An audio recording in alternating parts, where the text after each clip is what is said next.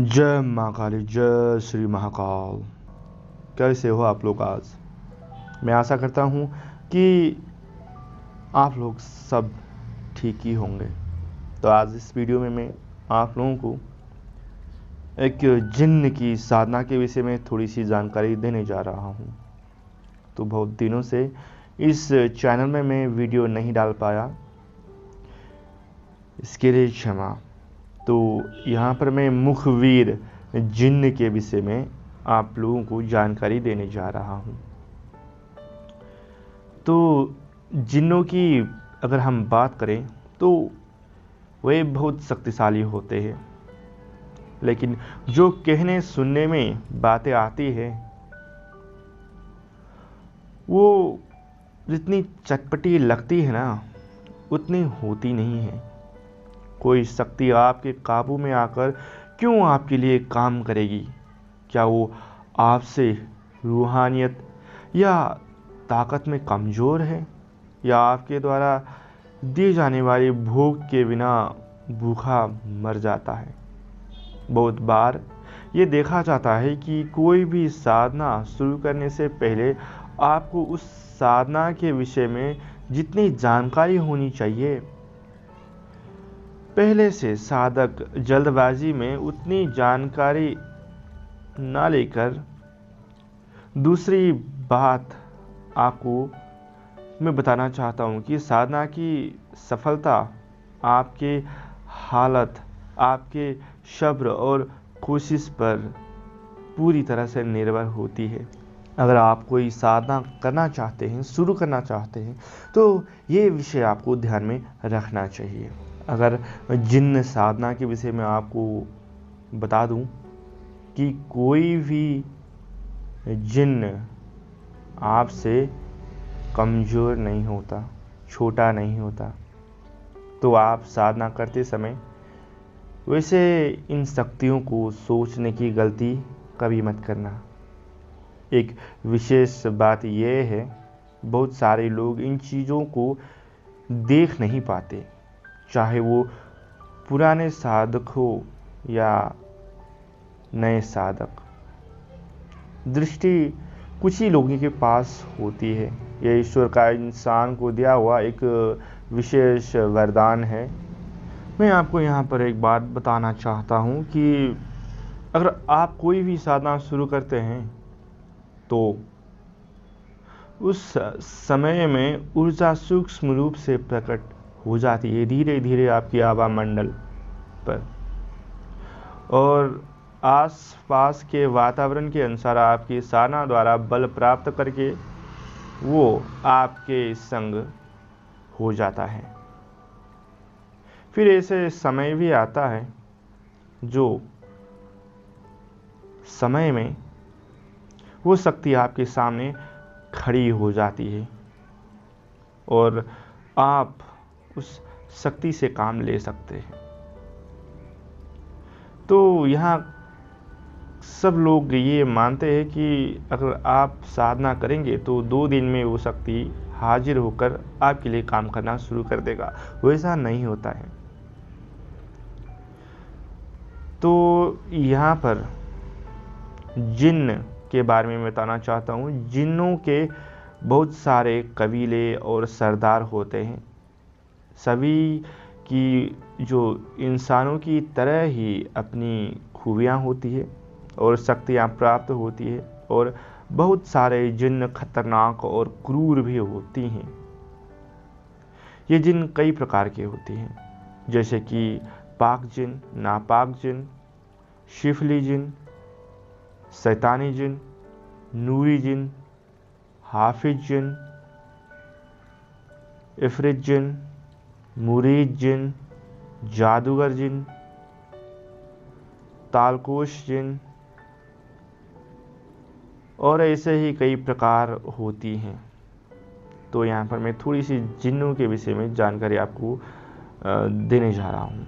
तो आप सुनिएगा, पाक जिन्न कैसे होते हैं।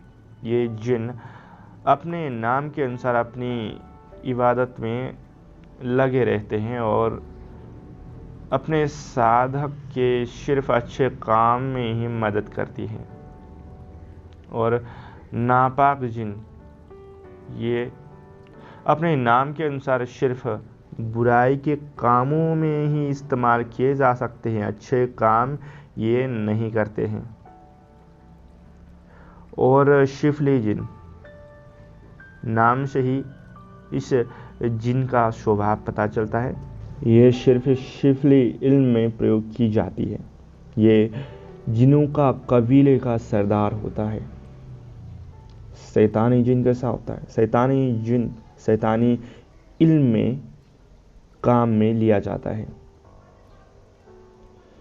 तो शैतानी इल्म के द्वारा बुरे कामों को अंजाम देने के लिए इस जिन को सिद्ध किया जाता है, और ये भी सिर्फ उल्टे काम ही करते हैं, साधक के किसी भी अच्छे काम में ये मदद नहीं करते हैं। नूरी जिन एक पाक जिन होता है।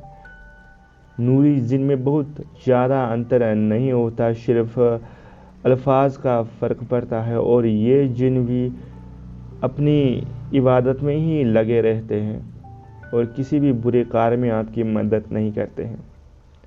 हाफिज जिन, ये जिन साधक के बड़े से बड़े कार्य को, चाहे वो अच्छा हो या बुरा हो, कुछ ही समय में पूरा कर देता है, पर अपने कौल करार अर्थात अपने वचन के बहुत पक्के होते हैं। इफरित जिन, ये जिन लॉटरी सट्टा नंबर देता है और किसी भी भारी से भारी सामान को उठाकर कहीं पर भी पहुंचा दे सकता है। इसकी साधना 40 दिनों की और बहुत खतरनाक होती है। जब साधना पूरी होने वाली होती है तो ये साधक को बेहद ज़्यादा बीमार कर सकता है। मुरीद जिन, इस जिन शिफली जिन की भांति कार्य करता है और अपने साधक की इच्छा अनुसार हर कार्य को करने में ये समर्थ होता है। जादूगर जिन, ये बहुत ज़्यादा खतरनाक काला जादू करने के माहिर होते हैं और अपने साधक की इच्छा अनुसार हर भले बुरे कामों को ये कर सकता है। तालकोस जिन, ये जिन बहुत ज़्यादा जिद्दी होते हैं। अगर कोई चूक आप करेंगे तो नुकसान होने में ये समय नहीं लगाता है। ऐसे ही जिन्नों के प्रकार हैं। तो यहाँ पर मैं अब मुखबिर जिन्न के विषय में आपको बताने जा रहा हूँ। साधना विधि, ये साधना किसी भी महीने नौचंदी जुमेरात को शुरू की जा सकती है और ये साधना है तो एक दिन की, परंतु 3 बार दोहरानी पड़ सकती है। आप याद रखिएगा, एक ही बार में झटके से कोई भी साधना सिद्ध नहीं होती है। 3 सफ़ेद कंचे लेकर उनको घर की छत पर उस जगह पर रखना है जहाँ पर सारा दिन सूर्य का प्रकाश सीधा उन पर पड़े। सूरज डूबने के बाद ही उन्हें उठाकर सफ़ेद मखमल के कपड़े पर रखना है। फिर रात्रि में 10 बजे से शुरू करके 2 बजे तक ही सारी साधना संपन्न कर लेनी है।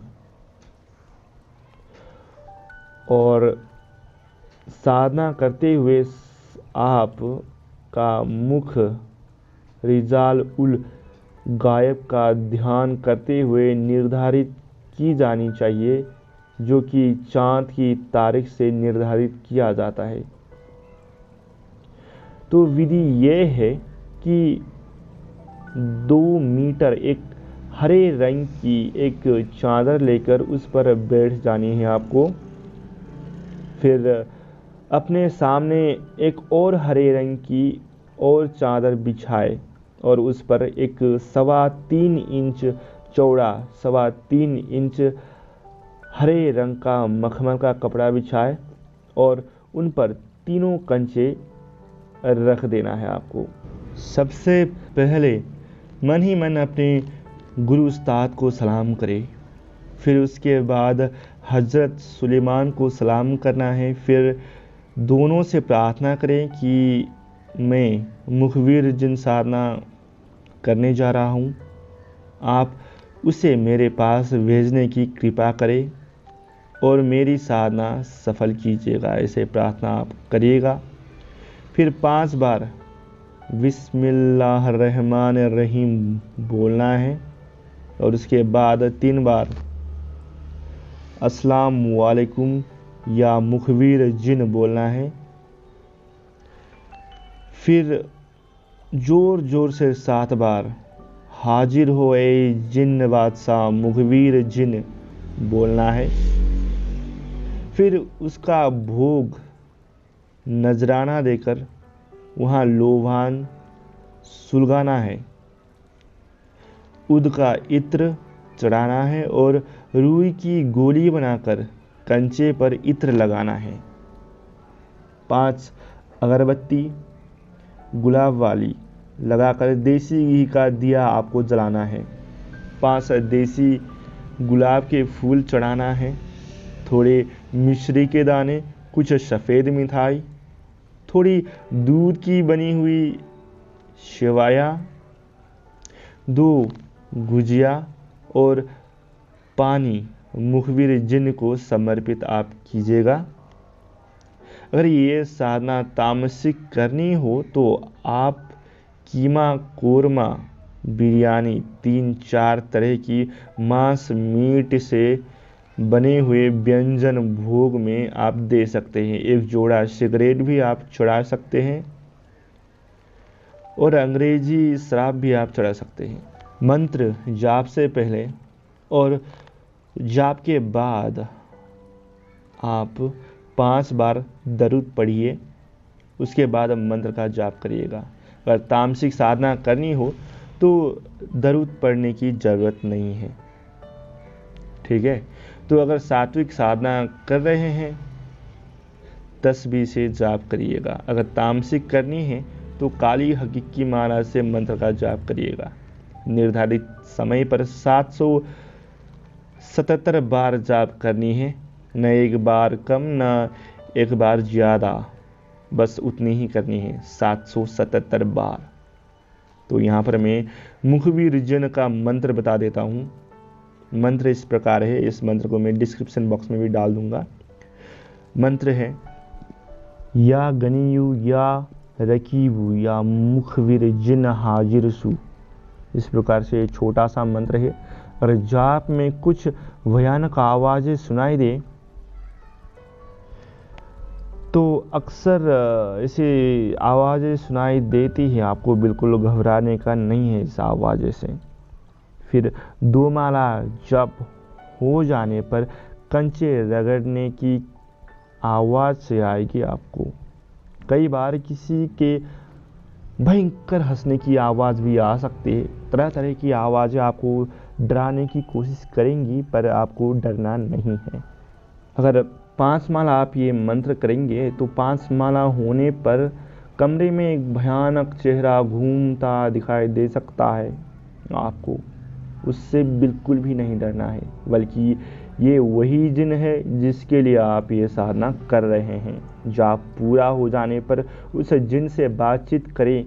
जब वो बात करें तो होशियारी से उससे वचन मांग लें कि मैं जब आपको बुलाऊं आपको आ जानी है, और जो बात मैं पूछूं आपको उससे मुझे बतानी है। जब वो आपको अपनी निशानी और बुलाने का तरीका आपको बता दें, फिर जाप पूरा होने के बाद आप उसी कमरे में, जिस कमरे में आप साधना कर रहे हैं, उसी कमरे में आप सो जाएं। सुबह वो तीनों कंचे मखमल के कपड़े सहित संभाल कर किसी बर्तन में या पात्र में रख लें। जब कभी भी जिनको बुलाना हो तो उन तीनों कंचों को आपस में रगड़ते हुए कुछ देर मंत्र पढ़े तो जिन्न हाजिर होगा और जो आप पूछोगे वो बात आपको बता देगा। जब आपको कोई विशेष काम की जानकारी लेनी हो तभी इस जिन्न को बुलाना चाहिए। जब कहीं बहुत ज़रूरत हो तब इसका प्रयोग करना चाहिए। हर छोटी मोटी बात के लिए मुखबिर जिन को नहीं परेशान किया जाना चाहिए। अगर किसी कारणवश जिन प्रत्यक्ष नहीं होता है तो उससे मानसिक बातें करनी चाहिए, वो सभी जवाब मानसिक में ही दे देगा। और ये भी कि उन कंचों की डिब्बा को लेकर जो सवाल हो वो कागज़ पर लिखकर उनके साथ रखकर सिराने में रखकर आप सो जाने हैं, जिन सपने में आपको वो जानकारी दे देगा। ये उस आमिल या साधक के ऊपर है कि उसके पास किस तरह से जिन आता है और बताता है। ये साधना एकमात्र एक दिन की एक ऐसी साधना है जो एक ही दिन में पूरी की जा सकती है। अगर आप साधना के बाद भी जाप करेंगे तो बहुत अच्छे रिजल्ट आपको मिलेगी। तो एक सावधानी बहुत ही महत्वपूर्ण होती है, आपको अपनानी चाहिए कि ये साधना की बातें आपको किसी से भी नहीं कहनी है और इसको गुप्त ही रखना चाहिए। सारी सामग्री एक दिन पहले आप व्यवस्था करके रख लीजिएगा और कंचे एक दिन पहले से ही लेकर आपको रखना है। उन्हें सुबह प्राप्त होते ही धूप में दिखाकर रख देना है। किसी ऐसी जगह पर रखना है जहाँ पर सारा दिन धूप रहे। भोग सामग्री हमेशा ताज़ा और शुद्ध अर्पित करिएगा।